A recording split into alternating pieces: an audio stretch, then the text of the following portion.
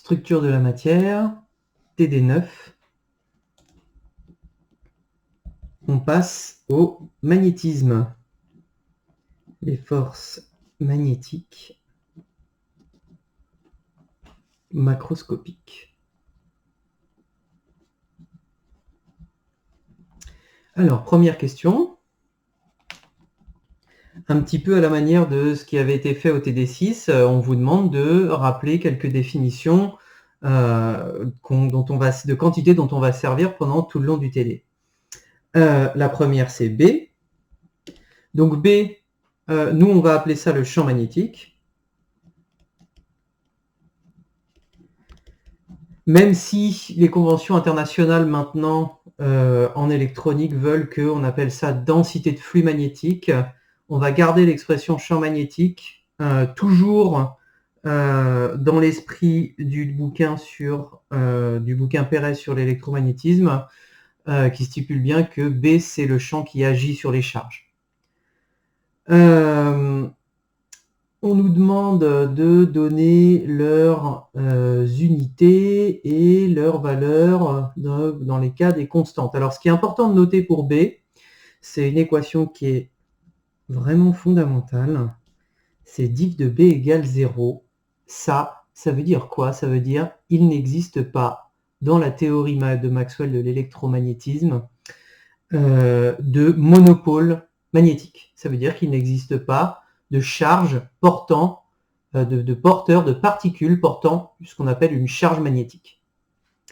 C'est intéressant hein, pour ceux qui rêvent un petit peu sur YouTube en regardant les vidéos de la création de l'univers et de modèles de supersymétrie et d'unification des forces qui prédisent notamment une grosse densité de monopôles magnétiques à l'époque du Big Bang. Et bien dites-vous que la théorie de Maxwell interdit ce genre de choses. Les unités, c'est le Tesla, d'accord? Et en système international, c'est kilogramme par ampère par seconde au carré. Et je vais continuer à mettre Tesla. Hein. C'est pas écrire ça à chaque fois. Ensuite, on vous demande de parler un petit peu du vecteur H. Alors, le vecteur H, justement, dans les conventions internationales, on appelle ça le champ magnétique, mais nous, on va appeler ça l'excitation magnétique. L'excitation magnétique. Et il est relié à B par H est égal à B sur mu0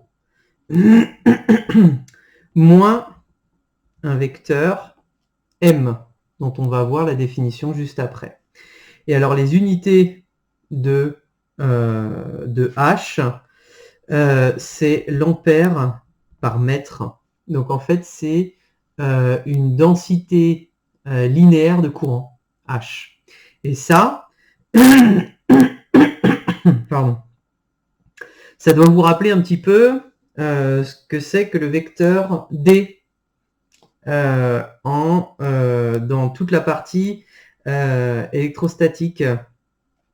Ça, si on veut faire un petit peu des comparaisons, parce qu'on a toujours un petit peu plus de mal à saisir les grandeurs magnétiques plutôt que les grandeurs électriques, parce qu'on a plus l'habitude de manipuler des grandeurs électriques, mais ça, dans le chapitre précédent, c'était l'équivalent du vecteur D, mais pour tout ce qui est magnétique.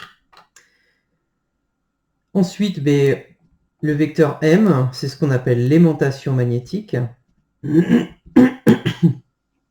Donc le vecteur aimantation, et lui, dans tout ce qui est linéaire, c'est-à-dire tout ce qui va nous intéresser, il est défini comme étant directement proportionnel à H, qui M fois H, avec qui M une constante sans unité, dont on va voir la définition juste après.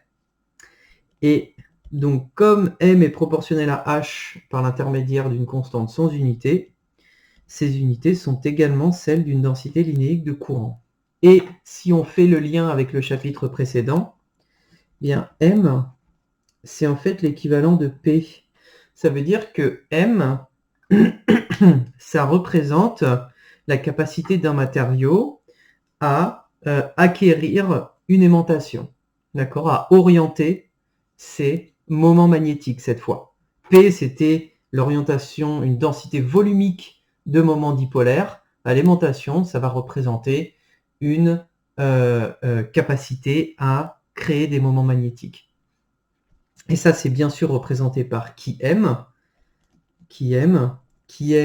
la susceptibilité magnétique. Susceptibilité magnétique, qui représente donc ici clairement la capacité à générer de l'aimantation, d'accord, dans un matériau. Ça, si on compare par rapport au modèle électrique, bah, c'est l'équivalent de la susceptibilité électrique, diélectrique des matériaux. Quand dans tout ce qui est électrostatique, qui est toujours positif, qui M en fait, il peut être négatif dans le cas des matériaux dont les moments magnétiques vont être anti-alignés avec le champ extérieur. Donc ça, ce sont les matériaux diamagnétiques. Et qui M sera positif dans le cas des matériaux paramagnétiques, donc dont les moments magnétiques ont tendance à s'aligner avec un champ magnétique extérieur. Il n'y a pas d'unité.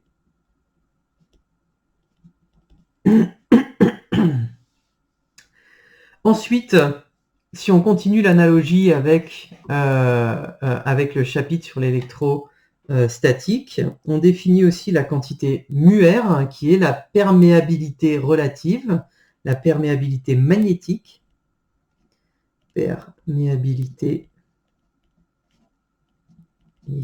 relative, d'accord, et μR est défini par 1 plus qui M. Et même chose, c'est sans unité. Et donc ça,